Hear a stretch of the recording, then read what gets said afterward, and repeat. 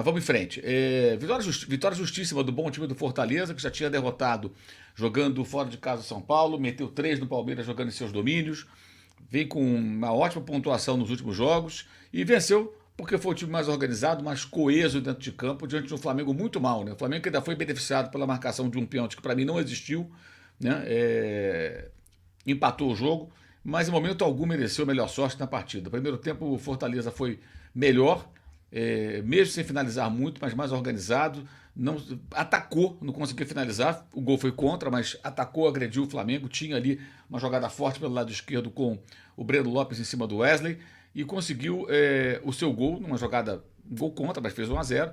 E depois disso o Fortaleza teve capacidade aí para voltar no segundo tempo mais agressivo, pressionando, chegando ao segundo gol, já merecia, voltou a ficar em vantagem do placar e com isso venceu o jogo. Muita gente vai reclamar do Tite, eu acho que o Tite foi mal também, mas poucas opções. Acho que tem que analisar as duas coisas. A atuação muito ruim do Flamengo, mais uma, a de sábado também foi muito fraca diante da equipe do Cuiabá, no empate. O Flamengo fez 1 ponto nesses 6 últimos que disputou, mas do global da Copa América, com esses desfalques todos, os desfalques de convocados mais, os contundidos, né, e tudo mais. Foi um bom aproveitamento, ficou em 63%, 62, alguma coisa, não 90 e pouco, quer dizer, 63% arredondando, né? É um ótimo aproveitamento para um time que ficou nessa situação e como eu vinha dizendo, mesmo que perdesse o jogo de hoje, o Flamengo ficaria próximo do líder. Era esse o objetivo no começo desse período de Copa América. O Flamengo fica a 2 pontos do líder, que agora é o Palmeiras, que venceu o Atlético Goianiense. O Flamengo não aproveitou esses 2 jogos em casa, mas pontuou em outras partidas que provavelmente seriam partidas que perderia pontos. Muita gente acreditava que perderia pontos diante do que aconteceu com esses desfalques todos. Isso pesa muito, não tem como fugir disso, isso é uma evidência. O time chegou num limite e acabou pagando caro. Poderia ser melhor, poderia, o Tite poderia ter sido mais feliz nas suas opções durante o jogo. Acho que no final, especialmente, ele empilhou o atacante ali, partiu para uma solução que é desespero puro, falta de ideias, né? Acho sempre muito pobre quando um técnico coloca um monte de centroavante, gente no ataque para tentar alguma coisa, vira um jogo totalmente aleatório, mas o fato é que o Flamengo conseguiu uma boa pontuação nesse período, está na briga pelo título, vai poder brigar, vai receber de volta os jogadores, só joga daqui a 9 dias agora contra o Criciúma, porque o Internacional tem compromissos pela Copa do Brasil, jogou ontem com o Juventude, jogo atrasado do Brasileiro também, vai jogar de novo com o Juventude no fim de semana pela Série A, e tem jogo também pela repescagem da Sul-Americana, então o Inter precisou adiar o jogo que faria em Porto Alegre contra o Flamengo. Com isso, o time do Tite terá em 9 dias para receber, na terça, provavelmente, de volta os uruguaios, que jogarão nesse sábado a disputa de terceiro lugar da Copa América. Pode chegar segunda, terça-feira ao Rio de Janeiro, creio eu. E terá um tempo até sábado, quando o Flamengo jogará em Brasília contra o Criciúma, para serem reintegrados, voltarem a treinar, e aí ele pode recuperar jogadores machucados também. Esses que estão no limite físico terão um período bom para recuperação, e aí espera-se que o Flamengo volte a ser mais competitivo, como conseguiu ser, empolgando essa torcida em boa parte desse período de Copa América. É preciso entender o global. Os jogos de hoje, críticas são merecidíssimas, mas, convenhamos, analisando o global, foi um bom resultado. Se tivesse começado com derrotas. A Alexa está falando aqui, deixa eu calar aqui. Se por acaso o Flamengo começasse perdendo os jogos, terminasse vencendo, fizesse o mesmo número de pontos, seria o viés de alta. Foi um viés de baixa, que é também consequência de um desgaste nessa sequência de jogos. E o Fortaleza é um bom time, é uma equipe competitiva, e que eu já falei isso outras vezes aqui, Fortaleza ele encara qualquer um, cara. Qualquer adversário. As pessoas têm que entender que não é mais aquele time pobrezinho do Nordeste que vem ao Sul-Sudeste perder, não. Ele vem para desafiar. E desafia. Meteu 3 do Palmeiras lá em Fortaleza, ganhou do São Paulo fora de casa, agora ganha do Flamengo. Não é um time qualquer. É um time com um trabalho muito consistente, um bom técnico, que potencializa seus jogadores, né? Alguns jogadores, inclusive, que já não davam mais no caldo, digamos, num bom caldo em outros clubes até aqui do sul-sudeste do Brasil, e hoje consegue uma vitória marcante. Tinha vencido o Flamengo do Maracanã também, não no retrasado, quando venceu no Maracanã e venceu lá na capital cearense. E agora, no ano passado perdeu as duas, agora vence a primeira no Rio de Janeiro, ou seja, já não é uma surpresa ter dificuldade com o Fortaleza, perder para o Fortaleza, isso acontece com todos os times grandes de futebol brasileiro, porque o Fortaleza é hoje um time que desafia qualquer um. E foi uma derrota merecida do Flamengo, vitória justíssima do Leão do Pici. Muita gente reclamando do Alan, eu acho que eu não personificaria em um jogador a responsabilidade. O Flamengo jogou ali com 2 volantes, mas as opções eram muito pobres também no banco de reservas, tá? Muito pouca gente no banco de reservas. não tinha muita solução.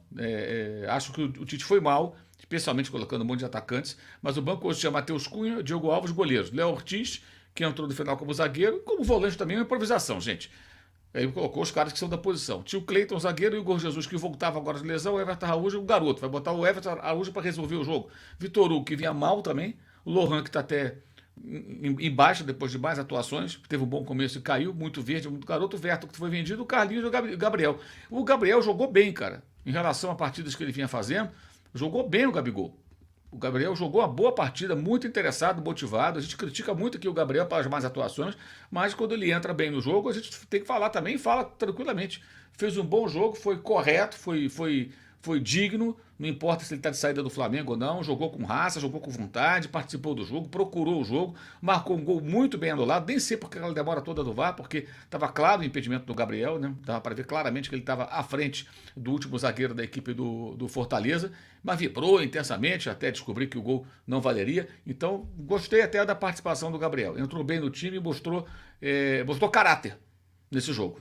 Mostrou caráter nesse jogo. Entrou disposto, não entrou ali de preguicinha, nada disso. Mostrou profissionalismo, caráter, está de parabéns pelo seu comportamento no jogo.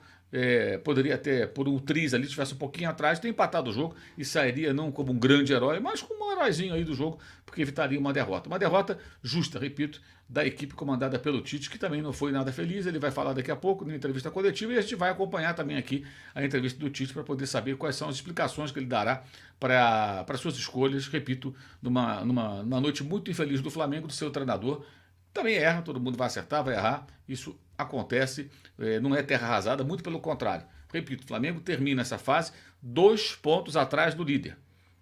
Se você pensar o que era a expectativa antes de começar a Copa América, o Flamengo sai num saldo muito bom. Mas, é claro, poderia ser melhor, deveria ser melhor sim, dava para fazer mais pontos. Tivesse vencido o Cuiabá e perdido o Fortaleza, por exemplo, pelo menos empatasse os 2 jogos, mais um pontinho, perderia também a liderança, mas estaria mais próximo. Tivesse vencido um dos jogos, pelo menos, poderia estar na situação melhor.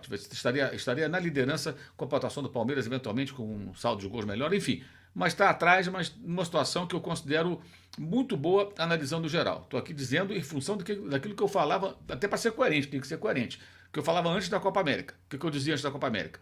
O Flamengo tem que ficar ao final dessa competição de seleções próximo dos times que estiverem na liderança, no bolo dos líderes. Ele está no bolo. No máximo, se o Botafogo, que vai empatando com o Vitória 0-0, o jogo que acontece nesse momento em Salvador, está no intervalo, no máximo, se isso acontecer, do Flamengo eventualmente, o Botafogo eventualmente vencer, né? Está empatando, mas se o Botafogo vencer, aí a classificação vai ficar assim, ó, nesse momento. Estou até olhando aqui no SofaScore, o Palmeiras tem 33, Botafogo e Flamengo 31. O Flamengo já está em terceiro porque o Botafogo tem um saldo melhor no momento, né? Então, o Flamengo já está em terceiro. Se o Botafogo vencer, ele vai a 33, o Flamengo continua em terceiro. O Bahia já jogou, tem 30, não passa o Flamengo. O São Paulo está jogando agora, está com 27, se virar o jogo, está perdendo para o Galo por 2-1, vai a 30, não passa o Flamengo. E, evidentemente, o Cruzeiro com 15 jogos, né? Se vencer o 16º jogo, ele vai a 29, também não vai passar o Flamengo. Então, o Flamengo, ele é terceiro, vai ficar em terceiro, exceto se o Botafogo perder. Se o Botafogo perder a vitória, o Flamengo vai ser o segundo. Então, ele fica ali, nesse momento, a 2 pontos do líder, dividindo a segunda posição, perdendo para o Botafogo em critérios de desempate. Está ótimo. E é excelente, analisando o global do campeonato e o desafio que era a Copa América. 2 últimos jogos, muito ruins. O de sábado mais compreensível, o time estava mais cansado, mas agora foram 5 dias para recuperação e tudo foi muito ruim. Atuação ruim, individualmente o time foi mal, o técnico não foi feliz nas suas escolhas, na escalação, nas substituições. O Flamengo muito desorganizado no segundo tempo, não gostei nem um pouco, mas enfim. São 2 análises que têm que ser bem encaradas dessa forma para a gente poder fazer as coisas com o mínimo de lucidez, né? Aqui não é um canal de pataquada, de ficar dando grito, nada serve. Isso aí vocês não vão encontrar aqui. E sim, o mínimo de bom senso que a gente tem que ter.